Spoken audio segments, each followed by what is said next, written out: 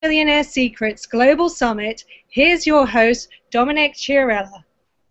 Hello, everybody, and welcome to the Millionaire Mastery Secrets.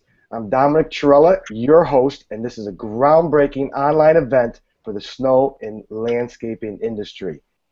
Now, over the next 2 weeks, we are taking this virtual technology with all the snafus that we have, and we're going to interview some of the great men and women in our industry. We're putting them right in your office, right in your homes, on your smartphones, and right into your computers.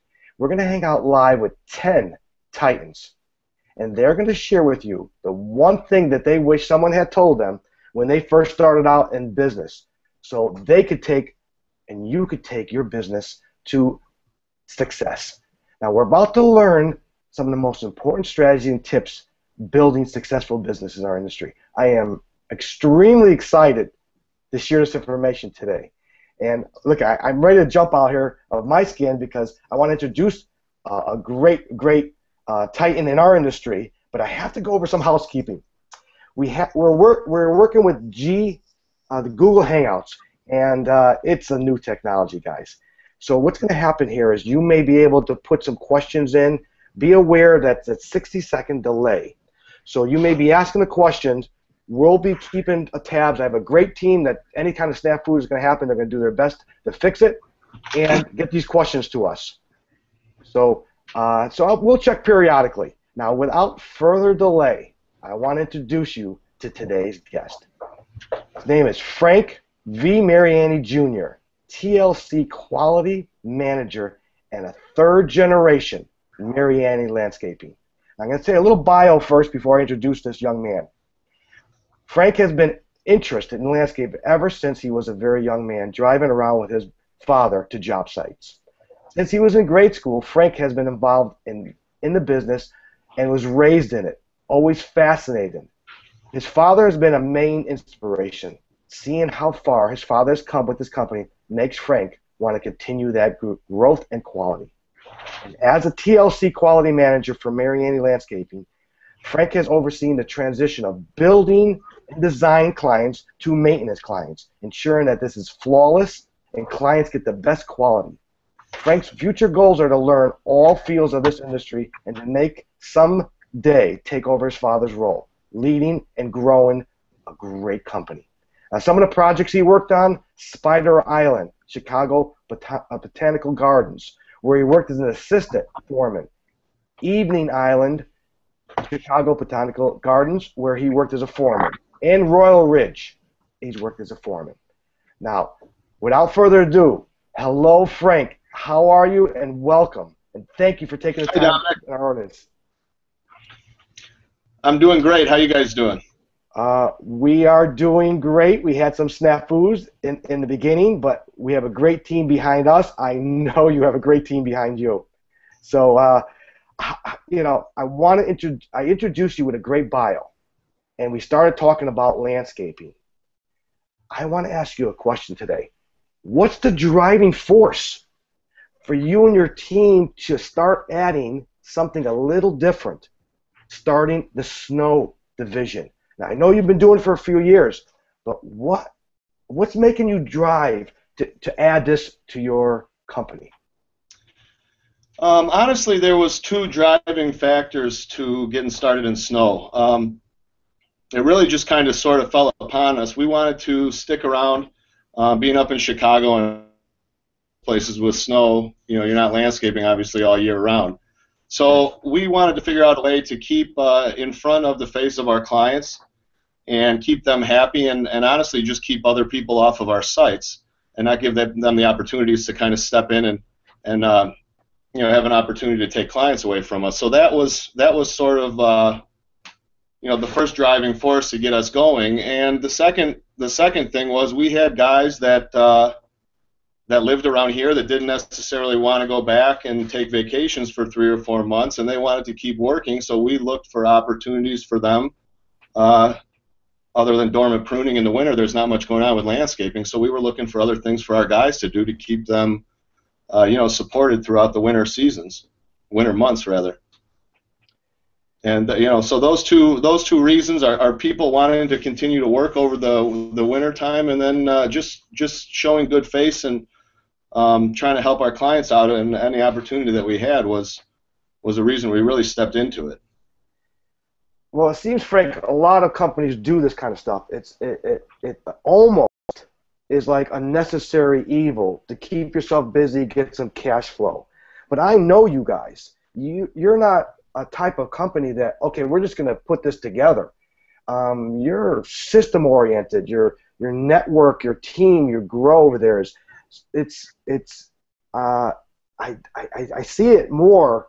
What are you going to be doing to really bring the quality that you had in the landscaping division? What do you see bringing that quality back? Because unnecessary evil is kind of get your trucks together, pop on some blades, and go do the work and do a good job. But you know and I know, snow is a different beast. There's a lot to it. There's a lot technically, selling, different seasons. What are you going to do? What are you thinking about doing about this in the future? Because you are the next generation. You are the next man, and I know that you're leading this drive here. What do you think of doing? I mean, is it something that you thought about? The thing with snow is we started off really not looking to make a profit, like I said, just really to keep our clients happy and kind of stick around over the winter months. As time went on, that continued. Obviously, we still wanted to make everybody happy, but we realized that snow, in the residential aspect, it's not a huge money maker. It's really just to be around. So what we did is, in order to keep this ball rolling, we decided to start working into the commercial realm, bigger projects, more revenue, and that kind of thing. And that's really when we started to grow snow. Every year until that point, we kind of had the thought of, should we be doing snow? Should we do it for other people rather than just our clients? Should we just cancel it altogether? And then we realized there was other ways to grow, because primarily for the past 40 years, 30 years, our company was almost exclusively residential. Okay. So we started to move into HOAs, which was kind of our jump into the commercial world. It's residential driveways, but 100 or 200 of them at a time, which for us then is more equipment and bigger machinery, a lot more people on one site, and that's when we started to realize that the commercial world was somewhere we could generate some revenue. From there, we branched into doing larger parking lots, shopping malls, things of that nature, and that's really when snow became something that was important to us rather than just something we were doing to keep guys busy and keep our face around the clients. Yeah. And that probably happened, I don't know, 10 or 15 years ago when we really took that jump from just doing it to do it and now doing it to be part of our business, really. Right. Well, again, a lot of the smaller companies do it for necessary evil, and it's just, I don't know. You like to think that this is a hard industry. This isn't easy. It's wear and tear on your trucks, your equipment, a different mindset, different selling cycles, and so no, I just wanted to, I know that you were saying over there, I wanted to make sure that we understood that, yeah, it was a necessary evil, but that jump, it different. Now you're much of a stronger force in this. And the same thing happened in my company too. It was that kind of thing. You had that. You just keep people busy. But I tell you, you know what happens. Your clients know what happens when you do it as now part of your team, part of your division. So that's really good.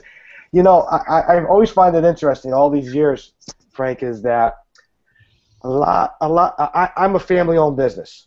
I worked with my dad way back in my high school and a couple of years after I got into college, and I also worked with my brother. Now, that's it. You work with your dad. I've been to your place. It has both feels to it. It has that really well-run, employee-oriented feel to it, but also family. Could you help us and tell us a little bit about some of these family dynamics and how you work through these things and how you're going to be able to you're going to make this transition kind of thing? For me personally, being a family business is great and very stressful at the same time. My dad obviously cares a lot about me, or I wouldn't be, probably working here. And because of that, I'm under a microscope. So he wants to make sure that I'm doing the right thing, that I'm representing our name appropriately, which, obviously I think that he should. So it gets a little stressful at times because of that. But at the same time, I think, obviously being his son, if I have any issue or any concerns or questions about anything, I can always come up here and ask him really anything that I need, and he's always got my back. So it's definitely both ends of the spectrum as far as stress and great feelings all happening at the same time. Wow. There's times, of course, you want to bang your head against the wall, but there's other times that are very rewarding and very exciting for us to be able to work together. If this wasn't my family's company, I would still be involved. I love landscaping. I love doing the snow plowing. I love being outside and all that stuff. So it's just an extra benefit that that my name happens to be on the trucks that are out there, because I'd be doing it even if it wasn't. Well, your third generation, Frank, is an unusual thing. And you do see here and there this second generation. You rarely could see a third generation. How do the people work with you in the company? I mean, you have that thing on your shoulder. Okay, this is the old man's son. This is the big boss son. But on the same token, you do have to take this leadership role. What are you doing about that? It's been an interesting road. I've got the kind of personality where I'm not very aggressive, and I don't promote myself as I'm going to be running this place, next year or down the road or anything like that.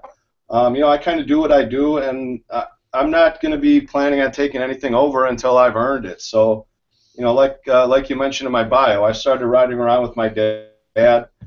From there, I was a laborer for a number of years. From there, I was a foreman. Then I drove semi-trucks for a while. I've started from the bottom, and I'm working my way up to the top. And I don't think it'd be right to assume anything other than that. When I get there, I'll get there. And in order to work for a company this large, respect is a big part of it. And without that, nobody's going to take me seriously. Right. Yeah, respect goes both ways, doesn't it? It does. Yeah. So you have to respect your father's wishes that created such a business, and from his father too. I mean, you're again going from two different generations.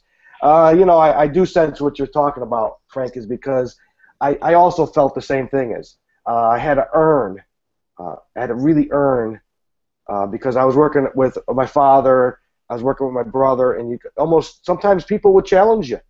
They would come to you and say, hey, Dom, you're doing this, and we got to listen to you, or we don't have to listen to you because this is somebody else. This is their business, and if we don't, you're going to come and spank us.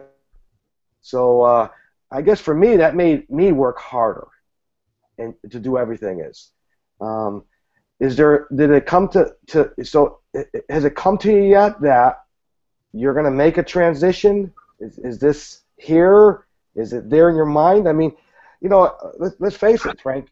I'm working. I want to know that I have a job for the future. I want to know that Marianne is going to be available there.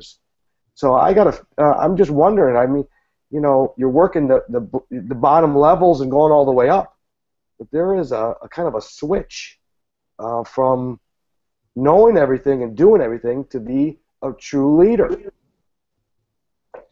There definitely is a switch, Dom. I'm getting very close to that point. I've started, shadowing my dad and using him as a mentor. Over the next couple seasons, I'm not saying that I'm going to jump in and take his spot over by any means, because, him, he's going to be working until he's about 140. But that is the game plan, and I'm working my tail off to get to that position. It's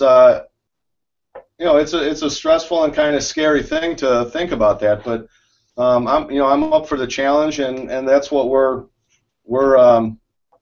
kind of planning here right now is how I step up and take that role, and what the transition phase will be.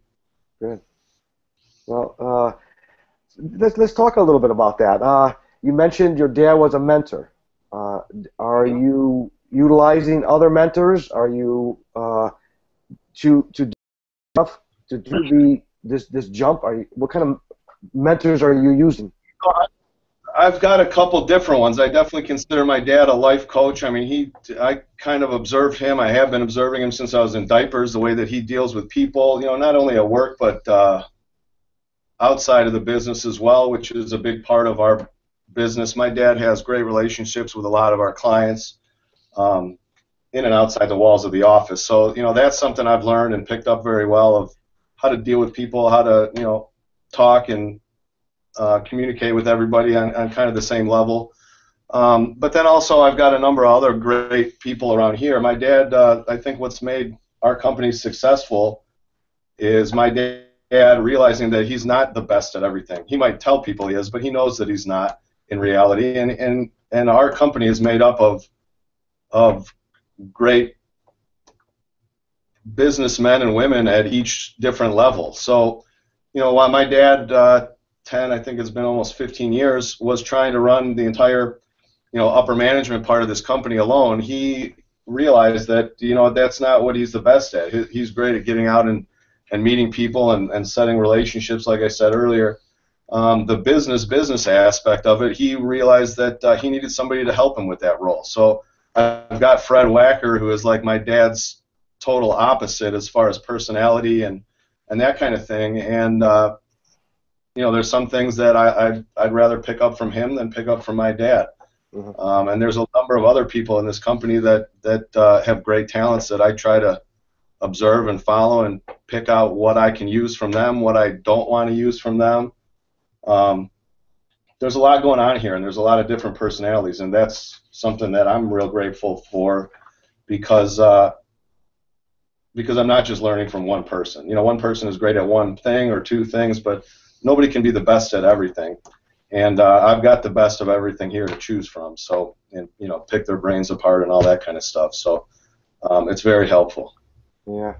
Yeah, it is hard to take that leap of trying to do it yourself, which I think we have that in our blood, kind of our culture, Frank, that you work hard, I could do it the best, and then there's the time when you say you need that team.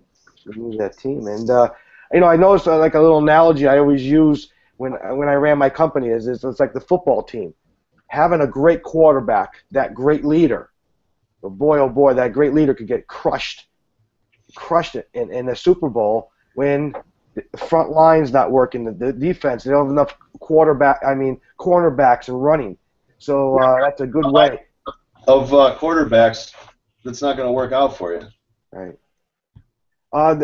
That's not something that I think that a lot of the industry doesn't understand that. I know I didn't understand that. I thought I was the best.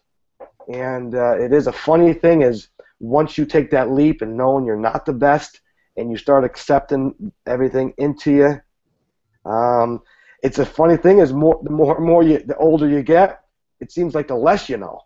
So you want those people around you. So that's good. So now I noticed the TLC manager.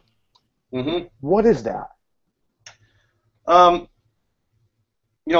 Ever since I can remember, and I think just in the history of landscaping in general, there's always been a little bit of a battle between the DB side of the industry and the maintenance side of the industry, especially making a transition from one to the other on a specific job. So, it kind of seems like a simple concept, and it should have been thought of years and years ago. But we've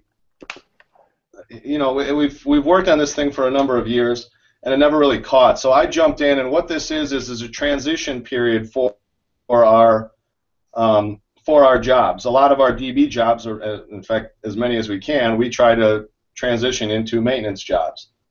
But in the past, what we've had is the DB people, they're getting ready to move on to their next big project. It can take them a couple of years to get situated and installed and all that kind of stuff. And in the meantime, our maintenance people are trying to take over these jobs that they haven't been brought up to speed on because the other team has, darted away to move on to their next bigger and better thing. So what I do is I take these jobs over. I get involved in the beginning of the DB project, and then I run it, or help them through the DB design build phases of designing, installing, and all that. And then I continue with the project for a couple of years, getting all the plants and corks out of irrigations and all the other subcontractor issues, and get all that situated. And then I transition it over to one of our regular client representatives or maintenance salespeople, for a general term. And that way there's somebody that can link the two things together. So it's not two companies, two separate companies. Here's our DB team and here's our maintenance team. They have me in the middle helping connect those two entities, to give the client a more seamless feel, and also to give the landscape a more seamless feel. That way there's one person in the middle that knows all the quirks going into it. They can help out the other team getting all that situated. There's no arguing about who gets, a view hedge died because an irrigation leak has gotten everything too wet. Well, who's going to pay for that? Obviously Mariani is, but there'd be battles internally between DB and maintenance. People with incentive programs don't necessarily want to take on a problem that somebody else had theoretically created. So, I jump in there and I take all that stuff on, and it's a more seamless process for our clients. And hopefully I can catch that stuff before we end up losing the hedges. But so that's what I'm trying to do. The clients should see no issue, making that transition, and the plants in the yard hopefully won't either. So that's the TLC role, is really kind of just being a middleman between the two entities that run our company and trying to blend them together for our clients and for you're like a liaison between internally. Yeah, more or less.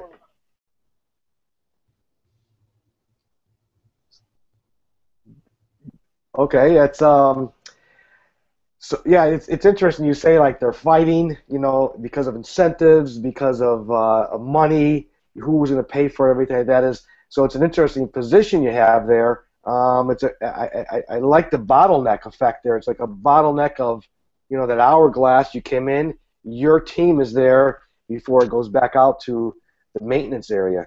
Your clients must really like this. I mean, is this a sales thing, or is this also external with the clients, or just is this internal? I mean, I'm seeing just the internal part. What do the clients see? The clients see me being involved from the beginning of the design build phase. So they have a face that they know will be with them throughout both projects.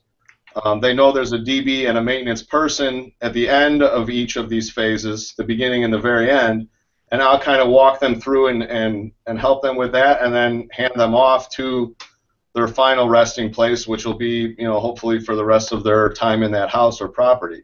Wow. And around here, typically people will move into other smaller downsized houses and continue working with us even on their next venture. So, when they come in as a DB project, typically it's new people. Sometimes, it's older clients that are just remodeling or building a new house or downsizing or things like that. But I'm also kind of a liaison to them as far as bringing them into Mariani and getting them the feel of the culture of our company. So for the clients, it's a very big part as well. It's not really just an internal thing, although it makes our internal processes work a lot smoother. It's just as important for the clients as well to make it smooth for them. There's one face that we're walking through this whole process with, and I think it puts them at ease that they're not, okay, we're doing this, now I'm leaving, now you're going to meet this guy, then he's leaving, you're going to meet this person over here. And that kind of makes everything choppy, and personalities can get in the way, and all the other issues with introducing new people to other people. It's a lot more soothing, I think, for them to have one face around the entire time. So you're seeing the touch every single area, from the client to your subcontractor to your employees, but you're touching sales, you're touching quality control, you're touching production, you're touching everything.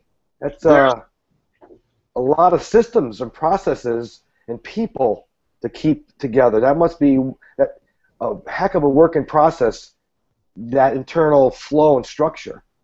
Well, yeah, it is a little more intensive than a normal client rep, and that's the reason. You know, I've got a fraction of the number of clients that our regular salespeople would have, because you know, these jobs basically are just more sensitive for the first couple of years while they're getting established. So, you know, I've got, let's say, about a dozen jobs going in this, you know, that I'm handling for a season.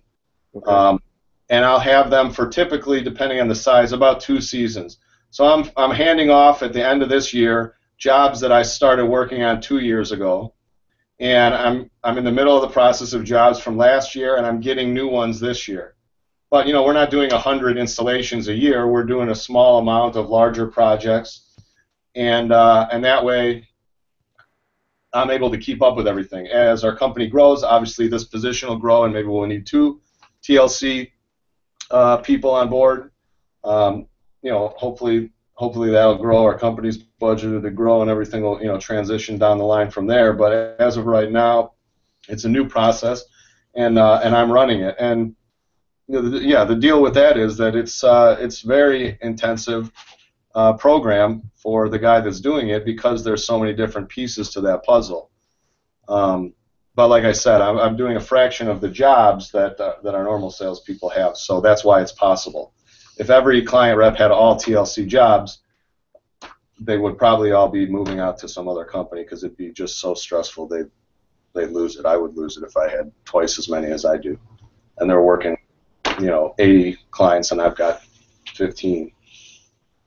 So that's how that works. As we grow, this position will grow, and there'll be more spots available for people to do the same thing that I'm doing. But just because it's brand new, I decided to step up and take that over and kind of set up the process itself. So you're even working with, like, your internal system development people, because there's a constant. It sounds so new. The process is brand new, so we are writing the process as we speak. Cheryl and myself and Lee Keenan, who's our design manager, are kind of laying this out as we go. You know, so it's a work in progress. We've looked at it one way. We started out looking, that wasn't the right way to document things, and things changed, so we changed our process. We're getting pretty close to, I think, a final layout, but I'm sure once that's finalized, we'll figure something else to look at and end up changing it again. And that's kind of how our whole company rolls. Every time something you think is going to be just fine, we end up finding out a better way to do it, and I think that's what's made us grow into what we are. If we were happy with anything that we do long enough to continue it, somebody else would be figuring out a way to pass us up. So, you know, we've got to keep growing. We've got to find new ways to advance the company and the technology and the processes and everything that comes along with that. So we're always changing things, and that's just part of doing good business, I think. Not getting. Oh, I agree. I agree. You know, that's one of my areas. The enjoyment was, I enjoyed building systems and then helping the people train them. But you know, some people aren't geared towards that. You mentioned that, you know, you constantly change it. Well, one of the things that I found was that you had all this information, and you made a decision, and then you start working it, and then halfway during the season you have more information. And it's a lot of times people go crazy. Oh my God, why didn't we do this way, and why didn't we do it that way? Well, reasons is you didn't have this.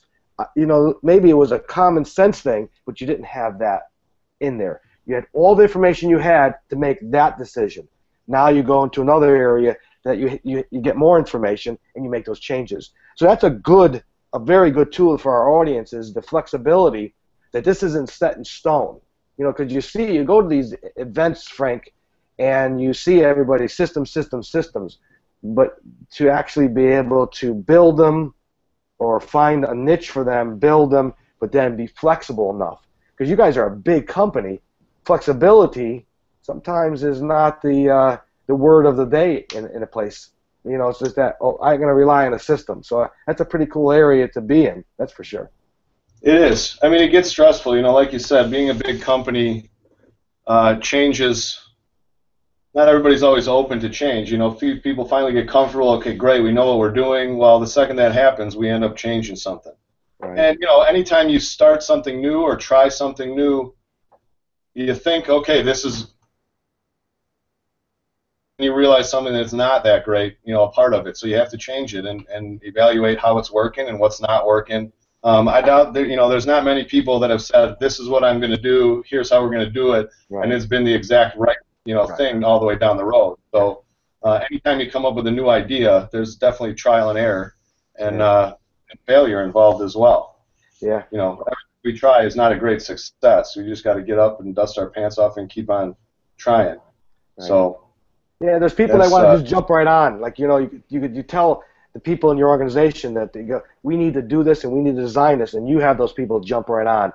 But then there are, like you said, people that, hey, wait a second, I just learned this thing here, or that's the way I did it for, you know, 5 years, and that's a struggle. So really, that's, you know, TLC, that is an incredible area of development in your company. That's quite an accomplishment there, I have to say, you know. So very interesting. Now, you have the lucky time to be, Frank, in that spot where you're being mentored by your dad, and that's about a 25, 30-year span one way. And I know we touched upon it. There's going to be a 25, 30-year span in another way. What do you see in this industry? I mean, there's going to, let's face it, our industry constantly changes. The landscape changes. The snow certainly changes. The clients change. What do you see? Do you see something coming? What do you see for our industry? Are you talking snow industry? Well, we can start with the snow industry, yeah, because that was a great way to start. Okay. Well, I mean, I think either industry, both of them, and really almost all of them in the country right now, I think labor is a huge issue. I think everybody's having. You know, it seems that that it's harder and harder to get good people that really want to work. That goes for snow, that goes for landscaping, that goes for restaurants, that goes for anything where you're using, you know, labor, real labor. And over the past couple of years, it's gotten more and more stressful for us to find good guys, good legal guys. And unfortunately, I think that's going to continue. So, you know, our people, myself included, are banging our heads trying to figure out basically just where to find these people. You know, years ago when I was a little kid, you know, there was one stream of people that you knew were great laborers. They wanted to work, they wanted to provide for their families, and they had a sense of accomplishment. And at the end of the day, they were great people to have working for you. It just seems like there's not many people with that work ethic around anymore, and we're looking for different ways to get the ones that are still around to come and work for us. You know, we're doing job fairs. We've got advertisements in newspapers and magazines and radio advertisements, and it's just not pulling in the group that we're looking for. So we've got a team put together to explore new options, to try to figure out how to generate and incentivize these people that want to do that, and how to get them in there. You know, money is always helpful with that, but at some point, you know, it's not really enough. And you can obviously price yourself out of work if you're paying people $100 an hour or something silly like that. It's just not going to work out for you, because you won't be able to do business anymore without putting yourself out of it. Yeah, So that's a tough area, Frank. That's a tough area. It's very tough. So, you know, that's probably our biggest challenge. The biggest challenge I see going down the road is how to find the right people and the good people that we want. With our company, you know, quality obviously is very important to us, and it's not good enough to be able to just push a lawnmower or just drive a snowplow. We're looking for those people that really want to put in the extra time and have that feeling about a successful job that everybody else does here, and that takes a special group of people. So it's it's harder to find somebody that can, simply just do that, but really to find somebody that fits with our company and our motto is even a stronger challenge, and it gets pretty stressful at times. Sure. I saw a comment, and I'm holding this summit here, so you see a lot of people. You're kind of trying to touch many people to come to this summit, and one of the questions they said is, how do we compete with the big boys? And the sense I'm getting is that sometimes you say, on the other end, how do I compete with the little guys? Because the little guys are faster, they're quicker, most likely they're full of a lot of piss and vinegar, and then you got a big company. So it just crossed my mind. I'm saying is here's a company that's saying is don't know how to compete with you. I mean, I know you could buy, like for instance, you could buy a lot more material at a cheaper rate because you may have some cash flow, but it doesn't. I'm sensing that it's not. It's looking from it another way is you're looking at the smaller guy, and that competition must be crazed at this point. There's competition from both ends, Dom. The smaller guys, like you said, they're going in at lower prices to be able to just keep their stuff pushing. Right. And people out in the field, and the bigger companies are using subcontractors, so they don't have necessarily the expense as a large single entity like us. We don't really use any subcontractors. My best advice to those people is put blinders on. Don't look at what these other people are doing, and do the best work that you can, and make a profit. Don't go out there. It's pointless to go buy a job because it hurts you and it hurts the industry. Do what you need to do and charge what you need to charge to make the right amount of profit. You don't need to be ripping anybody off. You need to be able to pay your guys, fill up your fuel tanks, fix machines that are broken, and then put a couple bucks in your pocket. That's what you can do. And if everybody does that, our industry would be great. The problem is the small guys that underbid us just to keep their trucks moving and don't realize that their trucks will be put out of business in a few years by themselves. And these big guys that are able to take advantage of smaller people and use them as subs, and then wash their hands of them when there's something bad that happened. So what I would suggest is do the best work you can do, and make a profit. Right. And that's what business is about. And I don't think you have to worry about the big companies or the small ones if you can just do that. There's people that are going to see that value, and the people that don't, the clients that don't, you don't necessarily want to work for them. Right. Clients that don't see a value make your life a nightmare. And at 2 in the morning when they're nitpicking this and that, you got to just think, is it really worth it? You want the clients that appreciate what you do, and if you do good work, they're going to appreciate what you do.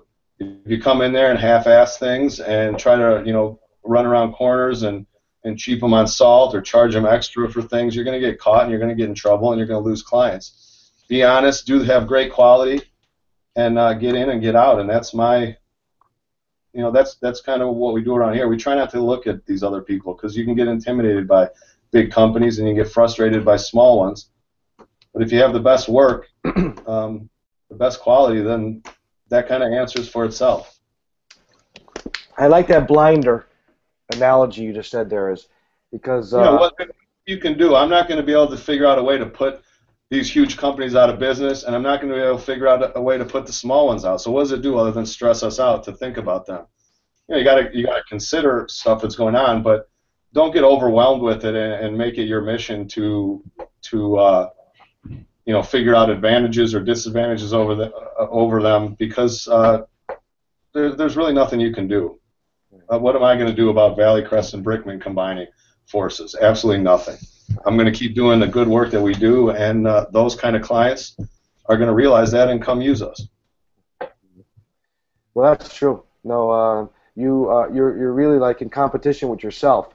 So the guy that was telling me, the smaller guy, was that can't compete with him. I think that I think, like you said, look internally, figure out what you could do in this industry, and do a great job. And you're a big guy, the same thing. You're going the same. You're using the same kind of reasoning behind it.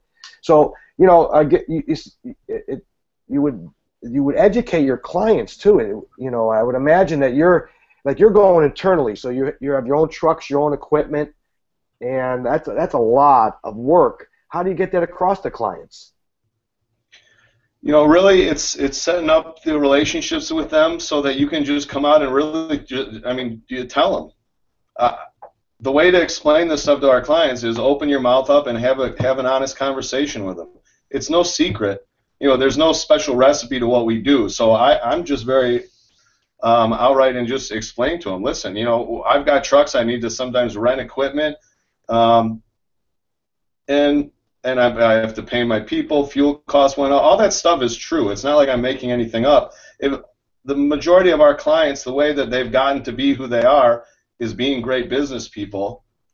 So they you know, in reality, they understand this stuff. They might pretend not to, but they know what we're going through. They watch the news. They know fuel costs are up. They know every single other cost everywhere across the board is up.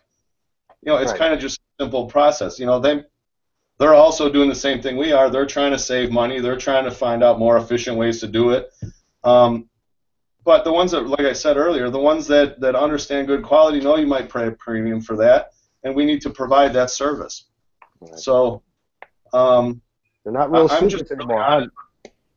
and I explain to them how it is, and that seems to work for me. Other salespeople in our company have a different routine, but what works for me, and what works for them works for them. Right. Well, I guess you let the cat out of the bag. There is really not secrets. It's really hard work, consistent work, value-driven work, employee-driven work. You mentioned things that were important, and I know you guys for a long time. And when you walk into your place, you do get that feeling. You get that value sense. You can see your people have you.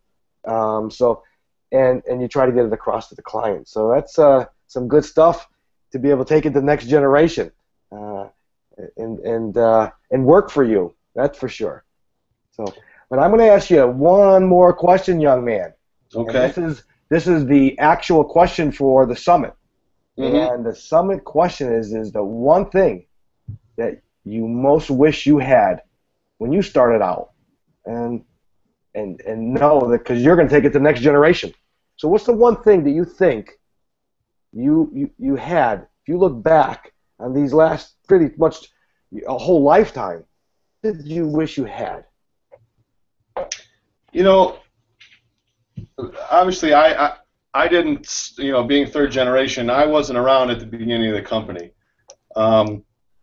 So what I wish I had when I started working with the company was really I wish I had a better sense of self to take a step away from the company for a little while and really get educated like I think I should have. My dad and my grandfather, neither of them had college educations. I didn't either, just because I wanted to be like them, you know. So I wanted to rush right out of high school and get started working. And in hindsight, I wish that I had taken some time to go to college, do that thing, and get a little better educated, so I would have been more of a blended entity between my father and Fred Wacker. Like I said, Fred is very highly educated. My dad has been, I would consider him very educated, but he's done it all on the street. He's educated himself through working with great people, doing things out in the field. And I wish I could have been, you know, looking back at it, I wish I could have been more of a hybrid between the two of them. With that being said, you know, I'm taking classes and doing things as I work now, but, you know, it's still not the same of 4 or 4+ years at a major college. It's a little bit different. So that's kind of one of the things that I wish that I was able to do, or wish that I wanted to do at the time. But, you know, when I was younger, school wasn't my thing, and so I've adapted just like anybody else would, and got my education elsewhere. Well, that's a very good answer. Very good answer. Is the education was the one thing that you needed or wanted. You know, and I like, Frank, you also got to compliment yourself, and I like to compliment you, is because just because it wasn't what you had or what you wished for, it's not stopping you now. And it's one of those things that education goes forever, and you have that knowledge of knowing that it's forever. So I'm still learning. up every day. I've got plenty to learn. My dad tells me, I know he's still learning things, and he's getting close, ready to retire. He's still learning new things today. So, like you said, they're never going to stop unless you're dead. You got to keep learning, and once you do, there's not much more to live for. I agree. I agree with that. That's one of my values too. Is I love learning. And let's face it. This little virtual world that we're creating to be able to bring everybody in. It's we were at the beginning of this little talk. We were over there getting little snafus, and thank God there's people that really know their shit. Definitely some learning going on there with technology. Yeah, we're lucky. We've got the people working with us that we do, or the show wouldn't be going on. And the nice thing about it is not being frantic about it and have them be frantic about it, and it was pretty cool. You could see the in their eyes, oh my God, this is not working. We're not getting this and that. But Frank, I want to thank you for taking the time out. I know you're crazy busy with your work and everything, but thank you. I know the viewers are going to get a lot of value out of what you're doing today, so I really appreciate you coming to the summit. Thanks very much, Dom. I had a great time. Now, I have an area in the Facebook area. There's going to be some questions that they're going to be asking. I'm going to go in there, and if I see something, I'll send it to you. If you want to come in there and pop in there and to take it out. But just in case, Frank, is there a way that people could, if they have a question, they can get a hold of you? Is there an email or something that they could just, pass a question off to you? Yeah, I'll give them my email address. It's F as in Frank, V as in Vito, Mariani, Mariani, @MarianiLandscape.com. And it would probably be easiest if somebody could type that somewhere, because otherwise they'll be sending my dad emails or something goofy like that and spelling with Mariani Landscape or landscaping. So if you could maybe put that on the Facebook thing, that would be great. You've got my email address. That might be easy. I'll put it on Facebook, and I'm also going to get an email out of some of the discussion that we have and what we're doing. So I'll definitely put it in there, and I know they would appreciate asking you a few questions. But thank you for taking the time, not only now, but thank you for taking the time for later on. So. Okay, so now remember, everyone, that you just leave your comments right below in this video. You just pop in. I'm gonna pop in later on, and I'm gonna go through all the questions. If you have any questions for me, I have a site. You can just put bookdominic.com and book some time with me, and I'd be more than happy to ask any of the questions that you wanted there. So from me, Frank Mariani from Mariani Landscaping. That's all for the Snow Millionaire Secrets today. And once again, thank you for joining us. And tomorrow, we're going to be joined by another Titan, the incredible and the visionary Michael Rory. Thank you, everybody, and ciao, ciao.